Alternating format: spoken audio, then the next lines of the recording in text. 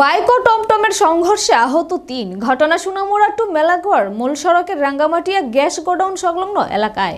ঘটনার বিবরণে জানা যায়, সোনামুড়া রবীন্দ্রনগর টমটমের মালিক মহরম আলী তার টমটম গাড়িতে ৩ জন যাত্রী নিয়ে মেলাঘরে যাচ্ছিলেন।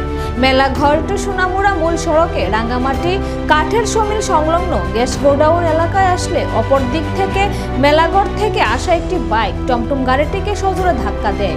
এতে ঘটনাস্থলে টমটম গাড়িতে থাকা ৩ জন যাত্রী মাটিতে লুটিয়ে পড়েন। মুহূর্তের মধ্যে স্থানীয় লোকদের ভিড় হয়। তখন তারা দুজনের অবস্থা শোচনীয় হওয়ায় আহত দুজনকে সোনামুড়া হাসপাতালে পাঠিয়ে দেন। অপর একজনকে সোনামুড়া ফায়ার সার্ভিস এসে হাসপাতালে নিয়ে যান। এদিকে বাইক আরোহী বাইক রেখে পালিয়ে যান। প্রত্যক্ষদর্শীরা বলেছে, টমটমের কোনো দোষ নেই, সম্পূর্ণ দোষ বাইকের। বর্তমানে বাইক ও টমটম গাড়িটি ঘটনাস্থল থেকে উদ্ধার করে নিয়ে আসে পুলিশ সোনামুড়া থানাতে।